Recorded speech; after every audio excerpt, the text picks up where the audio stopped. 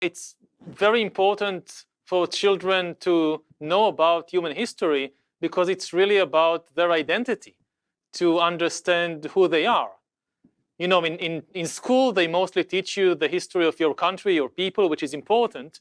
But to understand who you are, you need to understand the history of humanity.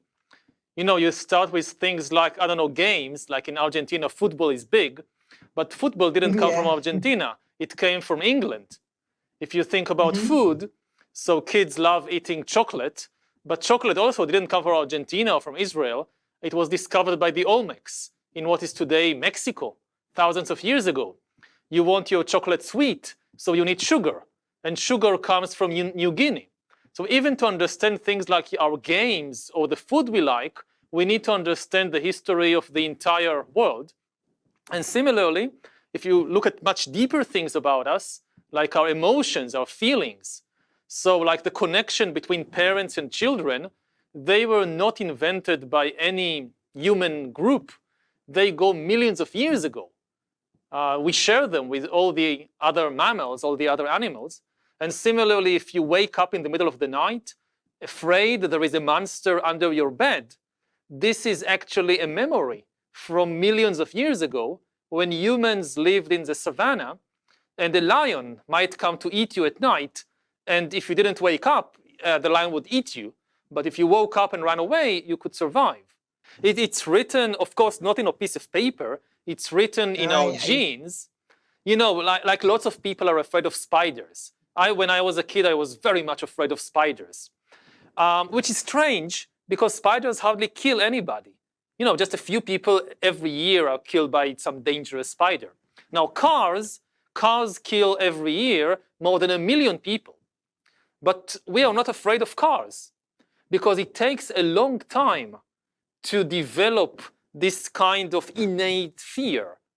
So in 100 years, it's not enough time for us to kind of become afraid of cars because the past still controls us, how we think, how we behave, through the stories that people invented centuries ago or thousands of years ago. And these stories very often, I mean, we don't need to get rid of all of them, but we need to understand that they are just stories invented by people. They are not the laws of nature or the absolute truth. So some stories are good, and it's okay to keep them. But many stories that people invented in the past and still shape our behavior are harmful. For instance, in many places around the world, people think that women are inferior to men, that girls are inferior to boys. So in some places, until very recently, girls couldn't go to school. And not just in Afghanistan, but in most of the world. Until now. Yeah. And when you ask them why, they say, you know, this is how God made people, or this is something in the biology, that biologically, girls are inferior to boys. And this, of course, is nonsense. This is a story that was invented by some priests and rabbis and political leaders centuries ago, or sometimes thousands of years ago. It's not the laws of nature. It's not the truth. If you understand that this is just a story invented by people in the past, then you can get over it and put it aside. But for that, you need to understand how this story was created and how it became so powerful. There are huge, huge problems in the world, like climate change, like the deteriorating international situation and the rise of wars. But when you look at the basic statistics about human life, then yes, this is probably the best time, certainly since the agricultural revolution. Humans live longer. They suffer far less from famine, from disease. You know, 100 years ago, in most countries, in most societies, about a quarter to a third of the kids that were born never made it to adulthood.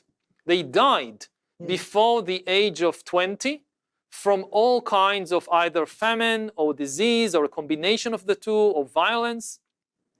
Today, in the entire world, even if you take into account the poorest countries in the world, the countries with the worst rates of violence or disease, the average for the whole world is less than 5%. Less than 5% of kids die before reaching adulthood. If you look at developed countries, it's less than 1%. So this is an amazing improvement in human life. Similarly, if you look at mothers, for most of history, a very, very big danger for the life of women was dying in childbirth. It was very common.